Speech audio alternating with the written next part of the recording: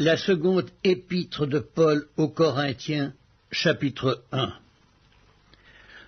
Paul, apôtre de Jésus-Christ par la volonté de Dieu, et le frère Timothée à l'Église de Dieu qui est à Corinthe, et à tous les saints qui sont dans toute l'Achaïe. Que la grâce et la paix vous soient données de la part de Dieu notre Père et du Seigneur Jésus-Christ. Béni soit Dieu, le Père de notre Seigneur Jésus-Christ, le Père des miséricordes et le Dieu de toute consolation, qui nous console dans toutes nos afflictions, afin que par la consolation dont nous sommes l'objet de la part de Dieu, nous puissions consoler ceux qui se trouvent dans quelque affliction.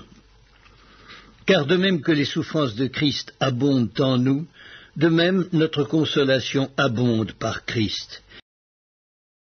Si nous sommes affligés, c'est pour votre consolation et pour votre salut. Si nous sommes consolés, c'est pour votre consolation qui se réalise par la patience à supporter les mêmes souffrances que nous endurons. Et notre espérance à votre égard est ferme, parce que nous savons que si vous avez part aux souffrances, vous avez part aussi à la consolation. Nous ne voulons pas en effet vous laisser ignorer, frères, au sujet de la tribulation qui nous est survenue en Asie, que nous avons été excessivement accablés au-delà de nos forces, de telle sorte que nous désespérions même de conserver la vie. Et nous regardions comme certains notre arrêt de mort, afin de ne pas placer notre confiance en nous-mêmes, mais de la placer en Dieu, qui ressuscite les morts. C'est lui qui nous a délivrés et qui nous délivrera d'une telle mort, lui de qui nous espérons qu'il nous délivrera encore, vous-mêmes aussi, nous assistant de vos prières, afin que la grâce obtenue pour nous par plusieurs soit pour plusieurs une occasion de rendre grâce à notre sujet.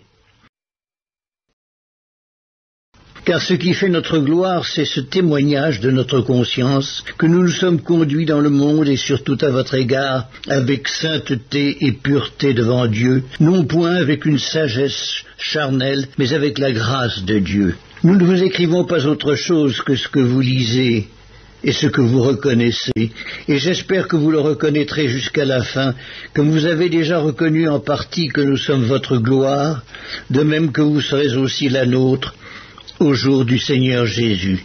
Dans cette persuasion, je voulais aller d'abord vers vous, afin que vous eussiez une double grâce. Je voulais passer chez vous pour me rendre en Macédoine, puis revenir de la Macédoine chez vous, et vous m'auriez fait accompagner en Judée. Est-ce que, en voulant cela, j'ai donc usé de légèreté ? Ou bien mes résolutions sont-elles des résolutions selon la chair, de sorte qu'il y ait en moi le oui et le non? Aussi vrai que Dieu est fidèle, la parole que nous vous avons adressée n'a pas été oui et non. Car le Fils de Dieu, Jésus-Christ, qui a été prêché par nous au milieu de vous, par moi et par Sylvain et par Timothée, n'a pas été oui et non, mais c'est oui qui a été en lui. Car pour ce qui concerne toutes les promesses de Dieu, c'est en lui qu'est le oui. C'est pourquoi encore l'amen par lui est prononcé par nous à la gloire de Dieu. Et celui qui nous a fermis avec vous en Christ et qui nous a oints, c'est Dieu, lequel nous a aussi marqués d'un sceau et a mis dans nos cœurs les arts de l'esprit. Or je prends Dieu à témoin sur mon âme que c'est pour vous épargner que je ne suis plus allé à Corinthe. Non pas que nous dominions sur votre foi, mais nous contribuons à votre joie, car vous êtes fermes dans la foi.